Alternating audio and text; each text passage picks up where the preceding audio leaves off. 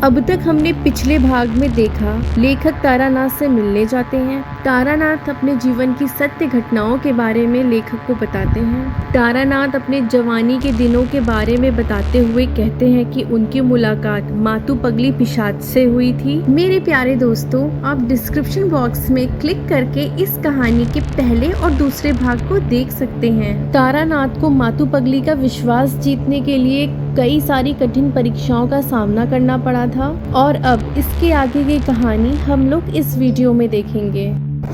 तारानाथ लेखक को बताते हैं कि एक रात जब मैं जंगलों के बीच एकांत में साधना कर रहा था, तब मातू पगली फिर से मेरे पास आती है और मेरे ऊपर हक जताकर एक माँ की तरह मुझे मनाती है। मुझे एक बार फिर शमशान घाट में अपने पास बुलाती है।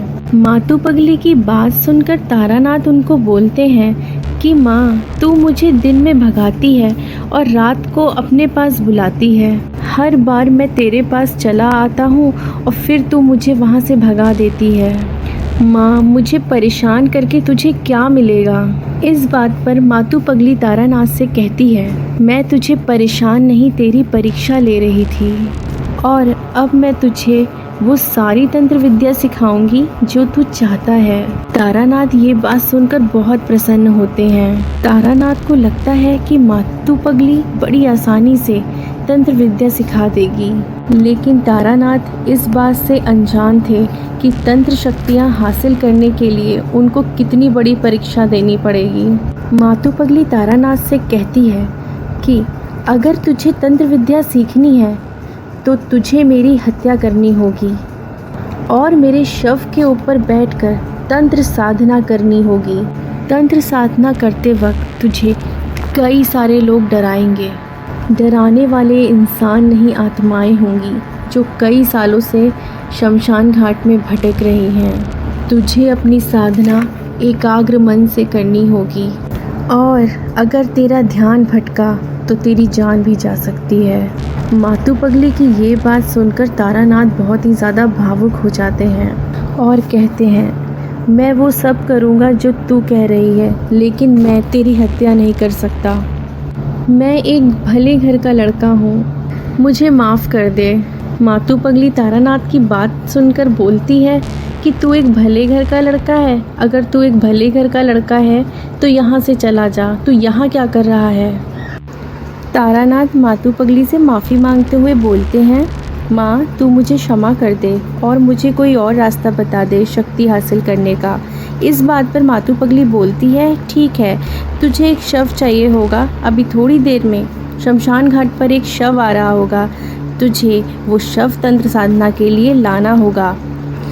उस शव के सामने बैठकर तुझे तंत्र साधना करनी होगी।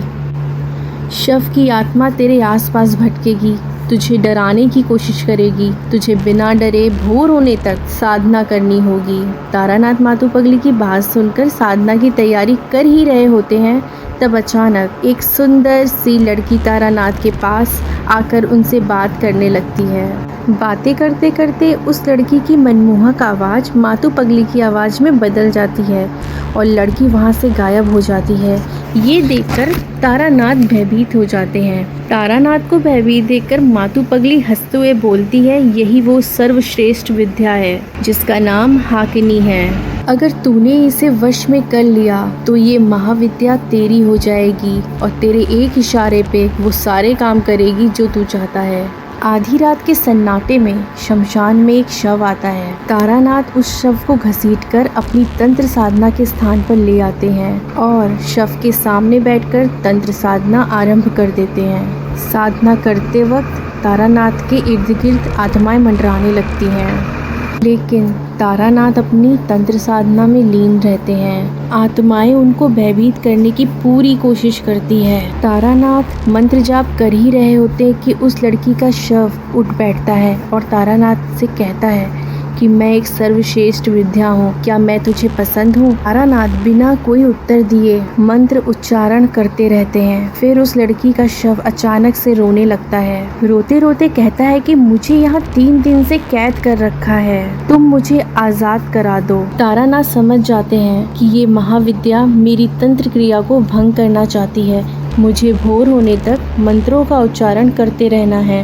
तारानाथ अपनी तांत्रिक क्रिया में मग्न रहते हैं और फिर भोर हो जाती है। जब वे तांत्रिक क्रिया करके उठते हैं तो अपने चारों तरफ देखते हैं। ना ही उनको मातू पगली दिखाई देती है और ना ही वो विद्या।